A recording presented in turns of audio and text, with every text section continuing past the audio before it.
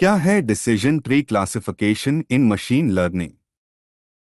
Machine learning ने data analysis और classification के क्षेत्र में बड़ा परिवर्तन लाया है और डिसीजन ट्री क्लासिफिकेशन एल्गोरिदम एक ऐसा महत्वपूर्ण टूल है जिसका उपयोग डेटा को विभिन्न कैटेगोरीज में विभाजित करने के लिए किया जाता है।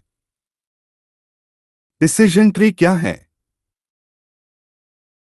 डिसीजन ट्री क्लासिफिकेशन एक ट्री के रूप में होता है जिसमें एक root node node of zero होता है और फिर विभिन्न शाखाएं ब्रांचेस उत्पन्न होती हैं। प्रत्येक ब्रांच एक फीचर को चयन करती है और उसके आधार पर डेटा को विभिन्न तरीकों से क्लासिफाई करती है। इस प्रक्रिया को जारी रखने से हम एक ट्री का रूप बनता जाता है जिसमें हर नोड पर कोई ना कोई निर्णय होता है और इसके आधार पर हम डेटा को क्लासिफिकेशन करते हैं। डिसीजन ट्री क्लासिफिकेशन के अंदर हर लीफ का चयन वह फीचर होता है जो डेटा को सबसे अच्छे तरीके से विभाजित कर सकता है। इसके लिए एल्गोरिदम विभिन्न पैरामीटर्स जैसे कि फीचर की इंपॉर्टेंस, एंट्रोपी और गिनी इम्प्योरिटी का उपयोग करता है।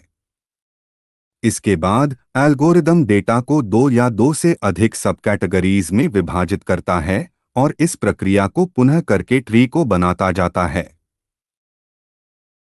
एक डिसीजन ट्री का लक्ष्य हमें दिए गए डेटा को सबसे अच्छे तरीके से क्लासिफाई करने के लिए उपयोगी डिसीजन लेने में मदद करना है।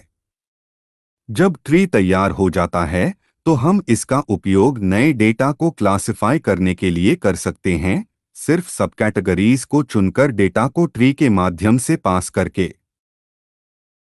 डिसीजन ट्री एल्गोरिदम्स कैसे काम करता है?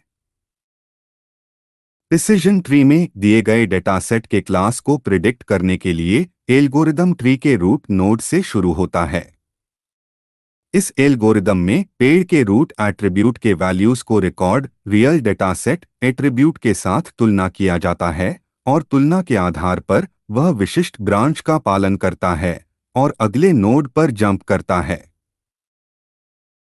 अगले नोड के लिए एल्गोरिदम फिर से एट्रीब्यूट वैल्यू को दूसरे सबनोड के साथ तुलना करता है और आगे बढ़ता है।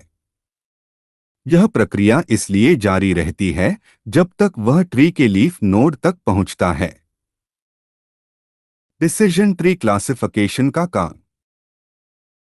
डिसीजन ट्री क्लासिफिकेशन का उद्देश्य है कि हम दिए गए डेटा को सबसे अच्छे तरीके से क्लासिफिकेशन करें। इसके लिए यह एक सीखने की प्रक्रिया का फॉलोस करता है जिसमें हर नोड पर एक फीचर का चयन किया जाता है जो डेटा को सबसे अच्छे तरीके से विभाजित कर सकता है। इसके बाद एल्गोरिदम्स डेटा को दो या दो से अधिक सब कैटेगरीज में विभाजित करता है और इस प्रक्रिया को पुनः करके को बनाता जाता है।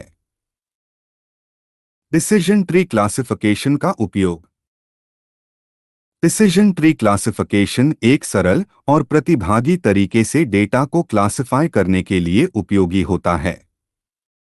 यह किसी भी क्लासिफिकेशन समस्या को हल करने में मदद कर सकता है, चाहे वह कस्टमर क्लासिफिकेशन, डिजीज प्रेडिक्शन या अन्य विशेष डोमेन का समस्या हो।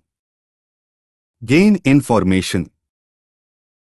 डिसीजन ट्री क्लासिफिकेशन एल्गोरिथम के इंटरनल वर्क का मुख्य आधार फीचरों की महत्वपूर्णता होती है। इसके लिए एल्गोरिदम इंफॉर्मेशन गेन करता है जो एक फीचर के महत्व को मापने के लिए होता है। एल्गोरिदम फीचर को चयन करते समय उसके परफॉर्मेंस की अहमियत को कंसिडर करके फीचर का चयन करता है।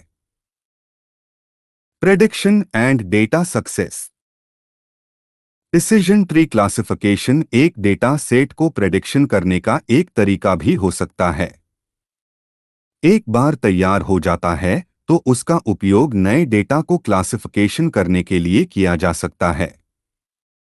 यह एक महत्वपूर्ण टूल है जो विभिन्न डोमेन में डेटा सफलता की साधना करने में मदद कर सकता है। डिसीजन ट्री के लाभ। डिसीजन ट्री क्लासिफिकेशन एल्गोरिदम के कुछ लाभ निम्नलिखित हैं। यह एक सरल और समझने में आसान एल्गोरिदम है। यह बड़े डाटासेट्स पर कुशलता से काम करता है। यह नॉनलिनियर डेटा को संभाल सकता है। यह नई कैटेगोरीज को जोड़ना आसान है।